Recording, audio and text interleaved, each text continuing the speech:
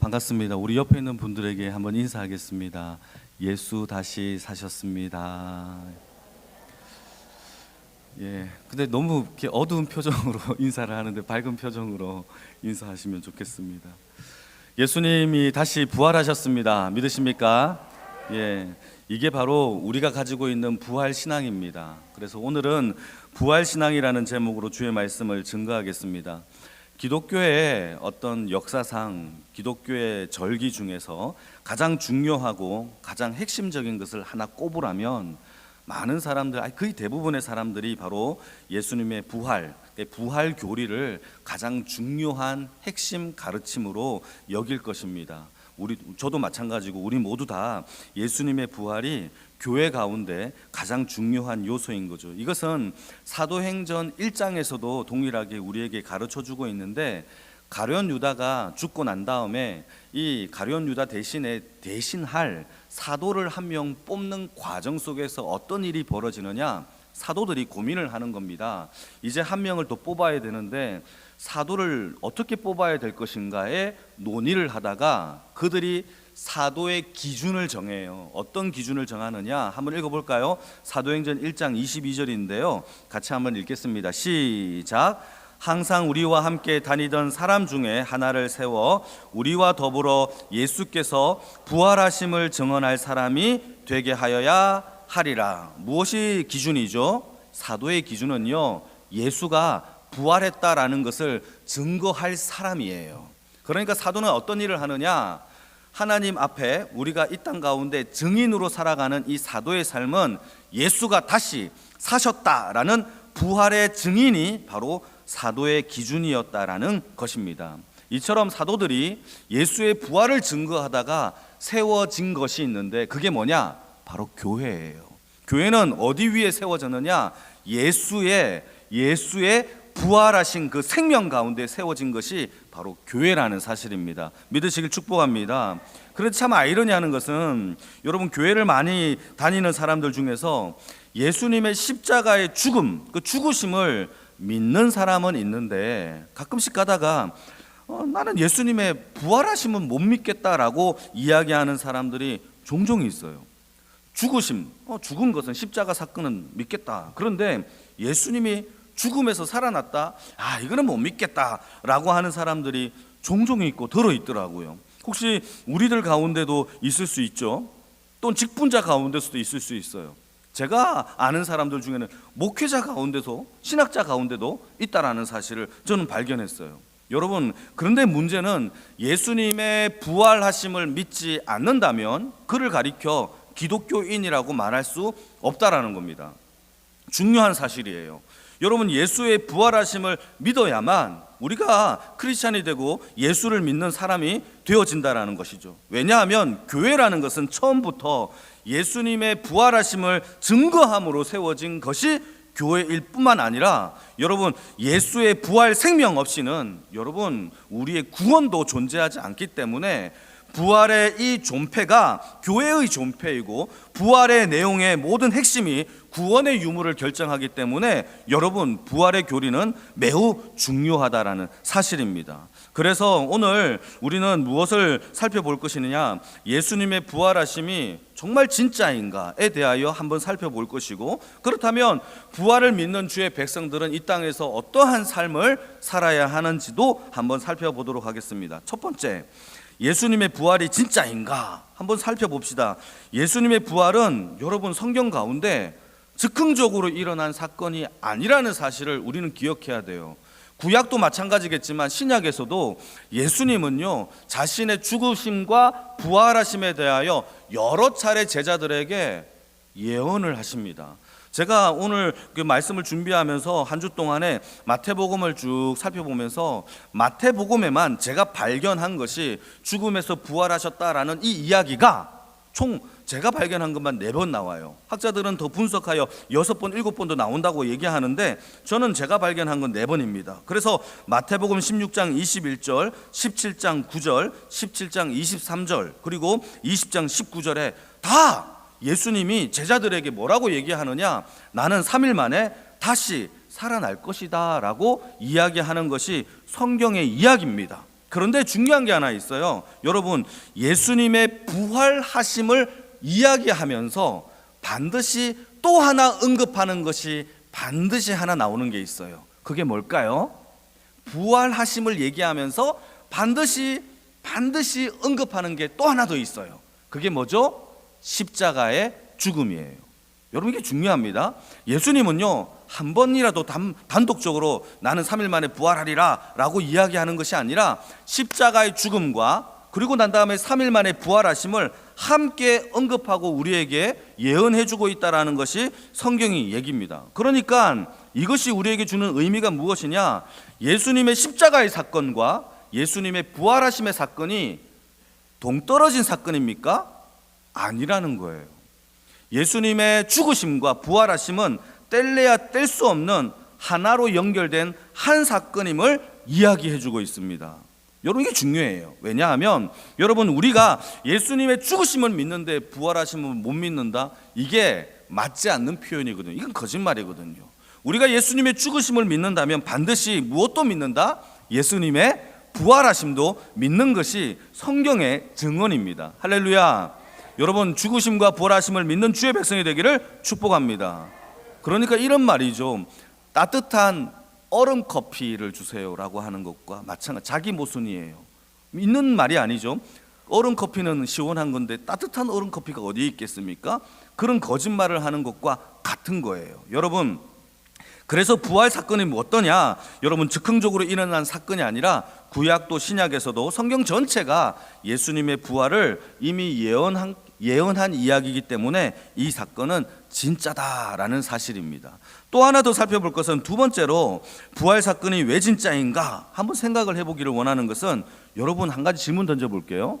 예수님의 제자들이 예수님의 부활을 믿었을까요? 믿지 못했을까요? 예수님이 오늘 본문에도 나오지만 예수님의 제자들이 자기가 여러 차례 4번이나 이야기를 했잖아요. 나는 죽고 3일 만에 부활할 것이다 라는 이야기를 했음에도 불구하고 제자들은 이 이야기를 믿었을까요? 믿지 못했을까요? 여러분, 성경 가운데 보게 되면 믿지 못했다라는 겁니다. 참 아이러니해요. 여러분, 이상하죠? 예수님의 제자들만 믿지 못했던 것이 아니라 그들과 함께 있었던, 예수님을 사랑하여 쫓아다녔던, 오늘 본문의 1절에 나오는 막달라 마리아와 그리고 야고보의 어머니 마리아와 살로메라는 이 여인들은 예수님을 정말 사랑했던 여인입니다. 그래서 예수님의 장례에 향품을 바르기 위하여 무덤까지 찾아간 이 여인들이란 말이죠. 이 여인들도 예수님의 부활하심을 정녕 믿지 못했던 거예요. 그래서 오늘 본문에 예수님의 무덤을 찾아간 것은 예수님의 부활하심을 보기 위하여 찾아간 게 아니에요. 이들이 찾아간 것은 유대인의 관습을 따라 찾아갔는데, 이 유대인의 관습이 뭐냐? 그들은 사람이 죽으면 유대인의 풍습은 3일 동안은 향품과 유향을 발라서 시체가 천천히 썩도록 하는 그런 문화와 관습이 있었던 겁니다. 그러니까 이 막달라 마리아와 다른 여자들이 예수님을 찾아간 것은 부활을 보기 위하여 찾아간 것이 아니라 예수님께 향품을 바르기 위하여 찾아갔고, 찾아가면서 3절 말씀을 보시게 되면은 도중에 의논하기를 뭐라고 얘기를 하느냐 한번 읽어볼까요? 뭐라고 얘기하느냐? 3절 말씀에 한번 읽어보겠습니다. 시작. 안식일이 지남에 막달라 마리아와 야고보의 어머니 마리아와 또 살로메가 가서 예수께, 3절을 읽어야 되는데 3절을 제가 3절을 읽어드리겠습니다.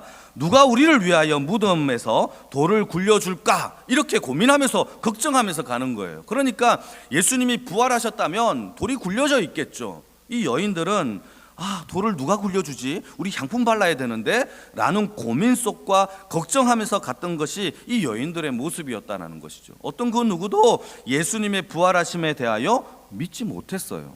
그리고 이 여인들이 도착을 해보니까 이미 무덤이 열려져 있는 것을 발견하게 되었고, 무덤 속에 달려가서 이 여인들이 시체를 확인하니까 없는 겁니다. 같이 한번 읽어볼까요? 5절과 6절인데요 같이 한번 읽겠습니다. 시작. 무덤에 들어가서 흰 옷을 입은 한 청년이 우편에 앉은 것을 보고 놀라매 청년이 이르되 놀라지 말라. 너희가 십자가에 못 박히신 나사렛 예수를 찾는구나. 그가 살아나셨고 여기 계시지 아니하니라. 보라 그를 두었던 곳이니라. 여러분, 여기서 말하고 있는 청년이라는 사람은 마태복음에서는 천사라고 얘기하고 있습니다. 그러니까 한 천사가 있는 것을 발견하게 된 거죠. 들어가 보니까 이 여인들이 한 천사가 있는 것을 보고 이 천사가 뭐라고 얘기를 해주느냐 하면 이렇게 얘기합니다. 십자가에 예수님을 찾는구나. 그가 다시 살아나셨고 무덤에는 계시지 아니하느니라. 여러분, 이 메시지가 매우 중요해요. 여러분, 인류 역사상 예수님의 부활의 첫 선포를 한 내용이 바로 이 내용이거든요. 이 세상에 존재하는 부활의 첫 메시지가 바로 이 천사가 얘기했던 이 메시지예요. 너희들이 십자가에 예수를 찾는구나. 그는 살아나셨고 이 무덤에는 계시지 아니하느니라. 이 메시지의 첫 설교에는 두 가지 내용이 담겨 있어요. 여러분, 부활의 메시지에는 두 가지 내용이 담겨 있어요. 여러분 발견하셨나요? 다시 한번 제가 읽겠습니다. 그 두 가지를 발견하셔야 됩니다. 제가 다시 한번 읽을게요. 너희가 십자가에 못 박힌 나사렛 예수를 찾는구나. 그가 살아나셨고 여기 계시지 아니하느니라. 뭐가 두 개죠? 두 개의 메시지가 있어요. 하나는 십자가의 예수가 첫 번째 메시지고요. 두 번째는요, 부활의 예수가 두 번째 메시지예요. 여러분, 이게 복음이에요. 복음은 두 가지의 메시지가 있어야 됩니다. 십자가의 예수가 있어야 되고요, 부활의 예수가 있어야 되는 것이 복음의 핵심의 내용이에요.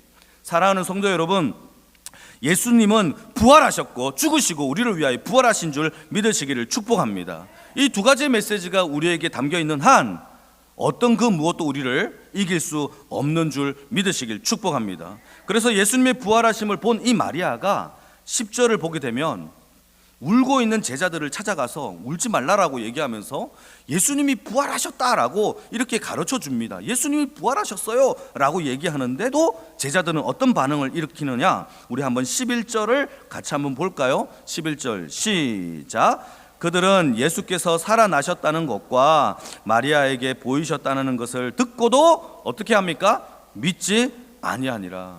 제자들은요, 여러분, 예수님이 평소에 3번, 4번만 얘기했겠습니까? 여러 차례 죽으심과 부활하심을 제자들에게 가르쳤을 겁니다. 그럼에도 불구하고 마리아가 직접 봤다는데도 믿지 아니하는 것이 제자들의 모습이에요. 뿐만 아니라 13절도 보실까요? 13절도 한번 볼게요. 시작. 두 사람이 가서 남은 제자들에게 일렀으되 역시 믿지 아니하니라. 그래서 예수님이 결국 어떻게 하시느냐, 오늘 본문은 아니지만 14절 말씀을 보시게 되면 예수님이 직접 나타나십니다. 한번 읽겠습니다. 시작.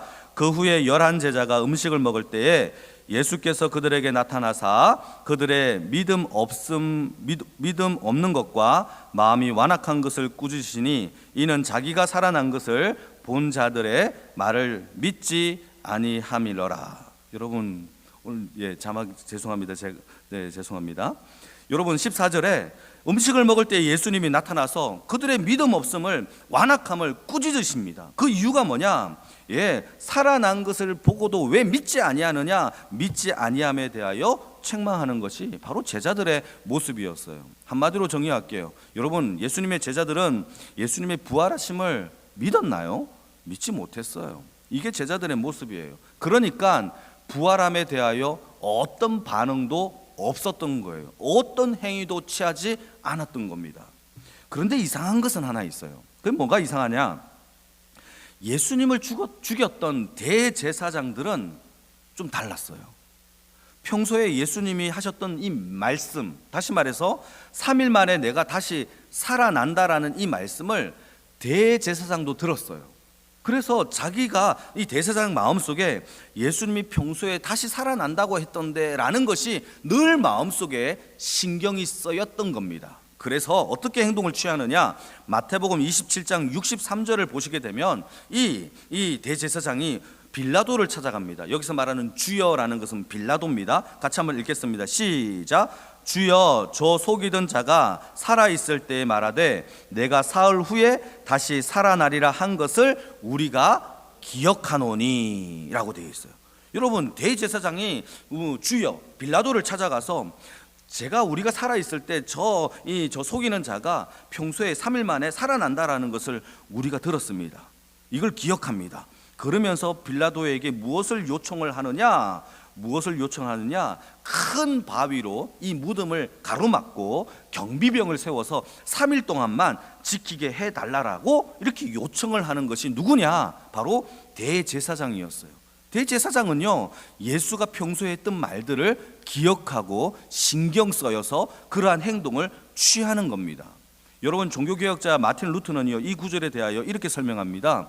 이 무덤의 돌을 옮기기 위해서는, 이 막아 놓은 돌을 옮기기 위해서는 반드시 로마의 총독의 허락이 있어야만 옮길 수 있었다라고, 로마에 살고 있는 마틴 루터가 그런 얘기를 했다라는 겁니다. 그러니까 여러분, 대제사장의 이 조치는 어떤 조치냐? 어떤 그 누구도 이 돌을 옮기지 못하도록, 어떤 그 누구도 이 돌을 옮기면 절대 안 되도록 손을 써 놓은 것이 바로 대제사장의 조치였습니다. 그럼에도 불구하고 어떤 사람의 손으로 옮긴 것이 아니라 천사가 그 돌을 옮겨 예수님이 부활하셨다라는 것이 성경의 이야기라는 거죠. 사랑하는 성도 여러분, 그러니까 예수님의 이 부활이 진짜로 일어날 것에 대하여 고민하고 걱정하고 또 준비한 사람은 제자들이 아니었어요. 누구였죠? 대제사장들과 바리새인들이 오히려 예수님의 부활을 일어날 것에 대하여 대비하고 염려하고 이를 치루었던 것이 바로 그들의 모습이었어요. 오히려 이들이 예수님의 부활을 믿었다라는 것을 반증해주고 있는 겁니다. 게다가 나중에 무덤을 지키고 있었던 그 경비병들이 예수님의 부활 사건을 목격하고는 이 사실에 대하여 부랴부랴 누구에게 달려가느냐? 대제사장에게 달려가서 이 부활의 사건을 제사장에게 알려줍니다.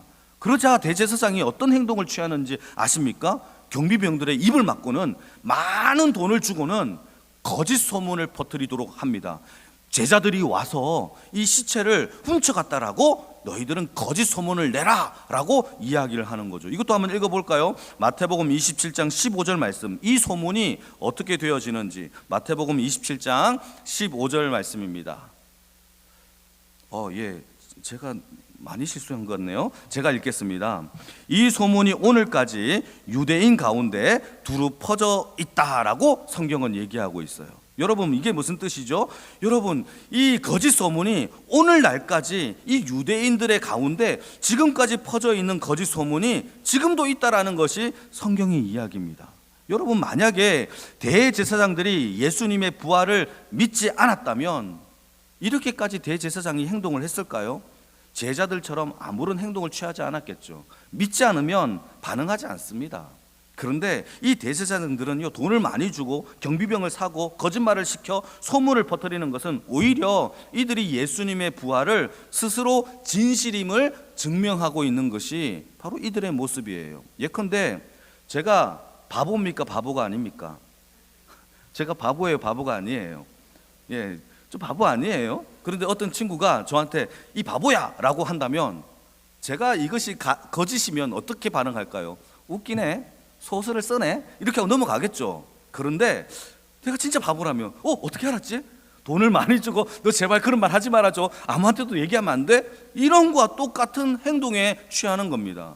사랑하는 성도 여러분, 성경은요, 예수의 부활하심을 진실임을 증명하고 있고 우리에게도 설명하고 있는 것이 예수님의 부활입니다. 믿으시기를 축복합니다.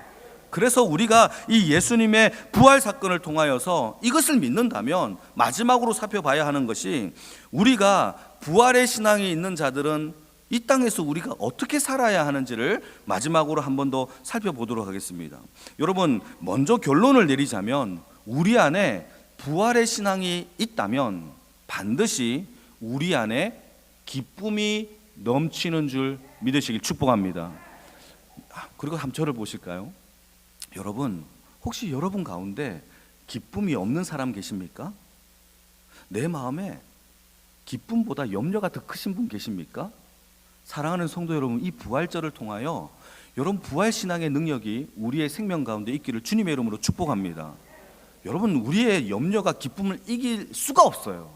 부활의 생명이 있는 자들은 절대로 이 염려가 우리를 덮치지 못해요. 이게 성경의 얘기입니다. 여러분 이게 왜 중요하냐? 여러분 중요합니다. 다 같이 요한복음 16장 22절을 같이 한번 읽어볼까요? 같이 읽겠습니다. 시작. 지금은 너희가 근심하나 내가 다시 너희를 보리니 너희 마음이 기쁠 것이요 너희 마음을 빼앗을 자가 없으리라. 이 말이 무슨 뜻이냐면 지금은 내가 죽지 않았고 예수님이 십자가 지기 전입니다. 지금은 너희가 근심을 하고 있으나 내가 죽었다가 다시 살아난 다시 너희를 볼 때, 부활의 주님을 만날 때에는 너희 마음이 어떻게 된다? 기쁠 것이요 그 기쁨이 너희를 빼앗아가지 못하리라 라고 성경은 얘기하고 있어요. 여러분 예수님의 부활하신 그 주님을 만나는 그의 인생에게는 여러분 하나님의 기쁨과 역사의 기쁨이 넘칠 줄로 믿으시기를 축복합니다. 그리고 이 기쁨을 빼앗을 사람이 아무것도 없어요. 어떤 그 누구도, 어떤 그 무엇도, 어떤 그 두려움도, 어떤 그 공포도 우리 안에서 그 기쁨을 빼앗을 자가 없다라는 것이 성경의 얘기예요. 그래서 부활의 주님을 우리 성도님들은 다 만나기를 축복합니다. 그래서 기쁨이 넘쳤으면 좋겠어요. 물론 어려움과 염려와 걱정이 찾아옵니다. 그러나 반드시 기쁨이 승리합니다. 그것이 바로 부활신앙의 첫 번째 증상이에요. 여러분 왜냐하면 여러분 아담이 처음으로 죄를 지었을 때에 이 죄로 인한 결과가 무엇이냐? 로마서 6장 23절 말씀을 보게 되면 죄의 싹은 사망이에요. 다시 말해서 죄를 지은 그 결과가 어떤 결과냐? 사망이라는 죽음이라는 결과를 가져왔다라는 거예요. 그러니까 죄의 결과로 인하여 잘 들으셔야 됩니다. 모든 인류는 사망이라는 것에 매여 있어요. 올가매져 있어요. 묶여 있어요. 사망이 우리를 묶어놨어요. 그래서 우리는 이 사망이 쏘는 것을 맞아야 되고 사망이 요구하는 것을 두려워해야 되는 거예요. 이것이 죄로 인한 결과물이에요. 그래서 우리가 이 땅에서 아무리 열심히 살아도 사망이 우리를 찌르고 쏘고 찌르고 아무리 노력하고 수고해도 우리를 죽음이라는 것이 우리를 놓아주지 않는 상태가 사망에 묶인 상태라는 겁니다. 이게 바로 사망에 묶인 죄의 결과예요. 그렇게 되어서 사망에 묶여있는 우리를 예수님이 십자가에 죽으시고 부활하심으로 인하여 그 죽음, 그 사망을 이기신 것이 부활의 능력인 겁니다. 할렐루야. 그게 부활의 능력이에요. 무엇을 이기셨죠? 사망을 이기셨어요.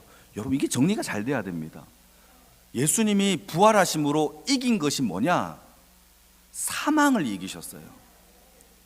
이 말을 다른 말로 저는 이기셨다라는 얘기가 조금 더 좀 너무나 이렇게 낮은 표현 같아요. 더 좀 심각한 표현을 박살내다 보다도 더 훌륭한 표현이 뭐가 있을까 찾아보다가 히브리서를 한번 읽어볼까요? 히브리서는 좀 좋은 표현을 썼습니다. 히브리서 2장 14절 15절인데요 같이 한번 읽겠습니다. 시작. 자녀들은 혈과 육에 속하였음에 그도 또한 같은 모양으로 혈과 육을 함께 지님은 죽음을 통하여 죽음의 세력을 잡은 자 곧 마귀를 멸하시며 또 죽기를 무소함으로 한평생 매어 종노릇 하는 모든 자들을 놓아주려 하심이니. 할렐루야. 예, 이게 멸하셨다라는 말이 더 맞는 표현인 것 같아요. 여러분 예수님의 십자가의 죽음을 통하여 죽음의 권세를 잡은 그 마귀를 멸하셨습니다. 이게 사망을 이기셨다라는 하나님의 표현인 거죠.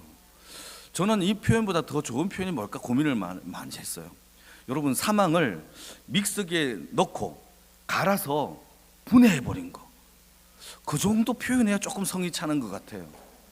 여러분 우리가 하나님 앞에 승리했다라고 하는 것은 이제는 죽음도 사망도 두려움도 염려도 걱정도 우리를 침범하지 못해요. 왜죠?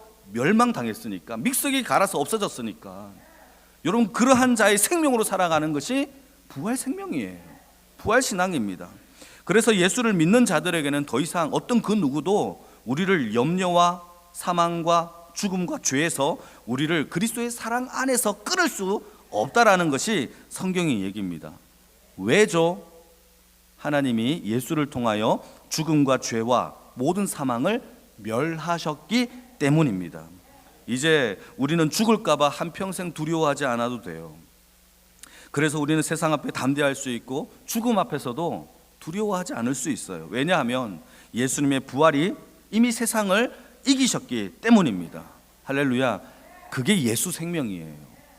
여러분 제가 예전에도 한번 이야기한 적이 있는데 제 제자 중에 한 명이 아주대학교에 다니는 교통 시스템 공학과를 다니는 이 친구가 있어요. 박사학위를 받아서 귀한 친구인데, 이 청년과 학위를 받기 전이니까 이 청년이 청년 때에 저와 함께 많은 곳에서 이렇게 사역을 같이 하다가 항상 이렇게 봉고차를 타고 이동할 때면은 이 친구는 참 재미나요. 청년부의 총 책임자였어요. 이 친구가. 우리는 회장이라는 단어가 없었고 총무라는 사람이 있었는데, 이 총무가 모든 걸 책임지기 때문에 저와 함께 같이 다니다가 항상 재미있는 얘기들을 많이 해줍니다. 목사님, 저 고속도로에 있는 저 속도계가 어떻게 작동하는지 아십니까? 부터 시작해서 저 밑에 열선이 어떻게 깔리는지 아십니까? 이런 여러 가지를 얘기하다가 이 친구가 저한테 이런 얘기를 해요. 목사님, 고속도로의 아스팔트의 두께는 얼마인지 아십니까? 라고 물어봐요. 여러분, 예전에 제가 한번 얘기한 것 같은데 아스팔트의 두께가 몇 센치인지 아십니까? 보통 30에서 40cm의 두께를 깐대요. 저는 그냥 아스팔트를 까면 되는 줄 알았는데 그게 아니라 어느 정도의 적정한 이 두께가 있대요. 그 두께가 있어야 뭐 무거운 차들이 왔다 갔다 하는데 이 갈라지지 않는다라고 이야기를 하더라고요. 아, 그렇구나. 그러면서 하는 말이, 이 친구가, 그러면 목사님, 비행기 활주로의 아스팔트는 몇 센치인지 아십니까? 라고 물어보는 거죠. 예, 고속도로도 모르는데 비행기 활주로를 제가 어떻게 알겠습니까? 모른다라고 얘기하니까 그 친구가, 목사님, 비행기 활주로는 3배가 더 두껍습니다. 90에서 105cm가 되어야 그 큰 비행기가 이 착륙을 할 때 깨지지 않는다라고 이야기를 하는 겁니다. 와, 그렇구나, 대단하네. 그렇게 두께 깐다고? 와, 아스팔트 많이 들어가네 라고 생각을 하면서, 그러면서 그 친구가 하는 말이, 그런데 목사님, 그 아스팔트가 안 깨질 것 같죠? 라고 하면서 깨지는 경우가 있대요. 그 깨지는 경우가 뭐냐? 1m 밑에서 자라 올라오는 잡초 하나 때문에 깨진대요. 저는 그 얘기 듣고 깜짝 놀랐어요. 와, 너무 신기한 거예요. 사랑하는 성도 여러분, 잡초라는 작은 생명의 이 존재도 1m가 되는 그 두꺼운 아스팔트를 뚫고 갈라지게 하는 생명이에요. 그런데 우리의 생명은 잡초의 생명 따위가 아니에요. 하나님의 아들 생명이 저와 여러분들 속에 있는 줄 믿으시기 축복합니다. 아무리 겹겹이 세상이 우리를 억누르고 마귀가 우리를 짓눌러도, 두려움과 사망이 우리를 엄습해오고 쏘고 찔러도, 여러분, 예수의 생명은 그것을 뚫고 승리하는 줄 믿으시기를 축복합니다. 그게 바로 예수 생명이에요. 우리 안에 예수 생명이 있습니까? 여러분, 어떤 그 누구도 여러분 예수 안에 있는 기쁨과 하나님 앞에 감사와 찬양을 빼앗을 자가 없다라는 사실을 믿으시길 축복합니다. 우리 마지막으로 고린도후서 4장 7절에서 10절 말씀을 우리 천천히 한번 읽어보겠습니다. 시작. 우리가 이 보배를 질그릇에 가졌으니 이는 심히 큰 능력이 하나님께 있고 우리에게 있지 아니함을 알게 하려 함이라. 우리가 사방으로 우겨쌈을 당하여도 쌓이지 아니하며 답답한 일을 당하여도 낙심하지 아니하며 박해를 받아도 버림받지 아니하며 거꾸로 떨림을 당하여도 망하지 아니하고, 우리가 항상 예수의 죽음을 몸에 짊어짐은 예수의 생명이 또한 우리 몸에 나타나게 하려 함이라. 할렐루야. 이게 부활 신앙이죠.